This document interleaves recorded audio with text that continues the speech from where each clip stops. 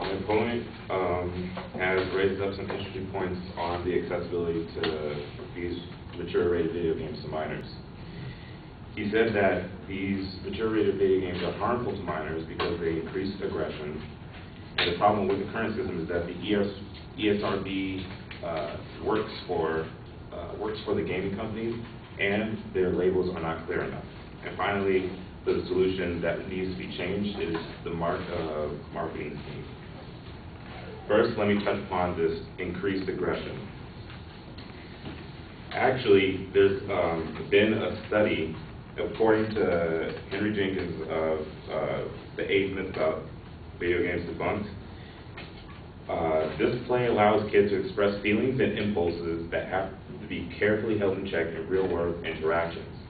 Media reformers argue that playing video games can cause a lack of empathy for real-world victims, yet a child who responds to a video game the same way he or she would respond to a real-world tragedy would be showing symptoms of severely emotionally disturbed, symptoms of being severely emotionally disturbed. This is where media affects the research and which often uses punching a rubber doll as a marker for real-world aggression. This becomes problematic. In this case, he's basically saying that even though these mature-rated video games do have a level of aggression in them, there isn't a true direct correlation between that violence and then the violence raising in children. There are also other things to consider, such as other types of media, such as movie, cartoons, art, all kinds of stuff like that.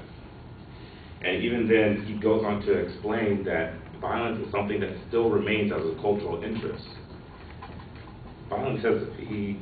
Federal Court of Appeal Judge Richard Posner noted that violence has always been and remains a central interest of humankind in a recurrent, even obsessive theme of culture, both high and low. It engages the interests of children from early age, as anyone familiar with the classic fairy tales collected by Grimm, Anderson, and Perrault are aware. These video games have violence because this is what not only little kids are interested in, but everyone as a whole is interested in, whether we say we're drawn to it or not. But finally, many of these claims that he has found that link video games to violence raised in children are not reliable. Claims like these are based off of works of researchers who present one relatively narrow school of research. Henry Jenkins goes on to say that this research includes some 300 studies of media violence, but most of these studies are inconclusive. Many have been criticized on methodological grounds. In these studies, the media images are removed from the narrative context, meaning that these images they're just playing to, for example, just to shoot someone in cold blood instead of knowing what is the action behind said shooting or violence. Subjects are asked to engage with content that they would not normally consume and not fully understand.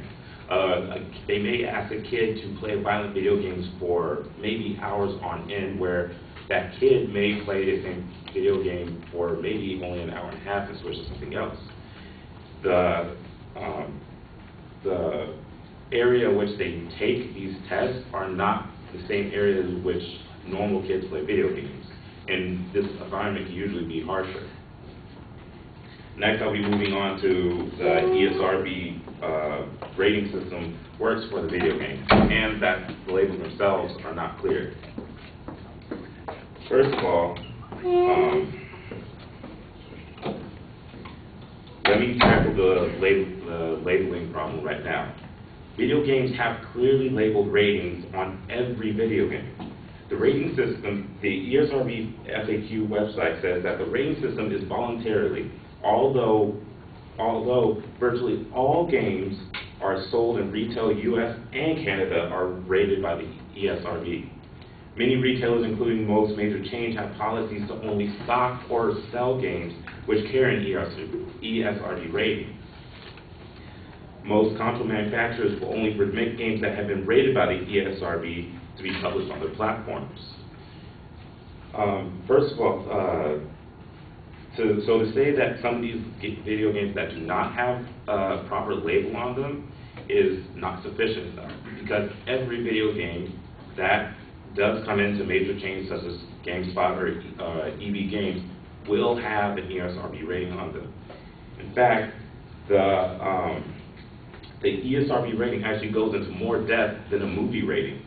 The ESRB, the Entertainment Software Rating Board system, has two equal parts: a rating system found on the front of the box with a content description located on the back.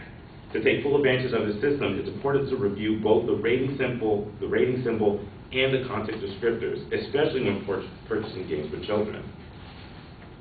These content descriptors also tell you what you may find in the game, which may differ from game to game, where one may have adult and suggestive things in them, another one may have crude and humorous violence, which parents may also keep into that account.